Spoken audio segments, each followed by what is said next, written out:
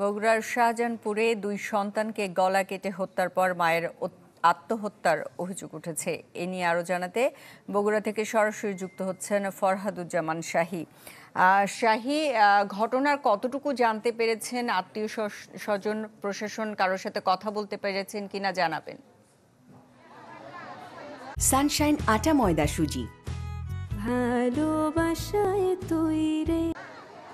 সুস্মিতা, আসলে যে যারা হত্যার শিকার হয়েছেন বা যারা মারা গিয়েছেন তাদের পরিবারের সাথেও আমার কথা হয়েছে এবং এই ঘটনায় এরই মধ্যে কিন্তু যারা নিহত হয়েছেন তাদের স্বজনরা এখানে যিনি স্বামী তাকে কিন্তু দোষারোপ করেছেন পুলিশের কাছে। এর ফলে পুলিশ কিন্তু এরই মধ্যে সেই স্বামীকে, অর্থাৎ যিনি একজন সেনা সদস্য হিসেবে কর্মরত আছেন, তাকে কিন্তু জিজ্ঞাসাবাদের জন্য বগুড়া শাহজাহানপুর থানায় নিয়ে গেছেন। আমরা পুলিশের সাথে কথা বলেছি। পুলিশ বলছে যে এই বিষয়টা তারা তদন্ত করছেন এবং এরই মধ্যে যে ক্রাইম সিন যেখানে সেই জায়গার বিভিন্ন ধরনের আলামত সংগ্রহ করার জন্য এবং সুরতহাল রিপোর্ট করার জন্য কিন্তু পুলিশের সদস্যরা কিন্তু ঘটনাস্থলে এসেছেন এবং এই একই সাথে কিন্তু এই এলাকার বিভিন্ন যারা উৎসুক জনতা তারাও কিন্তু এটা দেখতে আসছেন।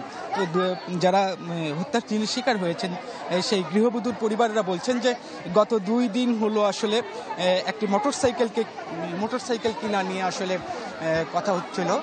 মোটরসাইকেল কিনতে চাচ্ছিলেন তারা, তার ফলে কিন্তু সেই মোটরসাইকেলের টাকা তার শ্বশুরবাড়ি থেকে নিতে চেয়েছেন, এরকম একটা কিন্তু অভিযোগ আছে। তবে শাহাদতের পরিবার কিন্তু সেই অভিযোগ অস্বীকার করেছে এবং তারা বলছে যে আসলে সেই মহিলাই তার 2 সন্তানকে হত্যা করেছে এবং সে নিজে আত্মহত্যা করেছে। এখন পুলিশের তদন্তের পরে আসলে বলা যাবে যে কিভাবে এই হত্যাকাণ্ডের ঘটনাটা ঘটেছে।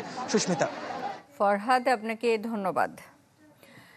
বগুড়ার শাহজাদপুরে 2 সন্তানকে গলা কেটে হত্যার পর মায়ের আত্মহত্যার অভিযোগ উঠেছে, এই বিষয়ে আমাদের জানাচ্ছিলেন বগুড়া থেকে ফরহাদুজ্জামান শাহী।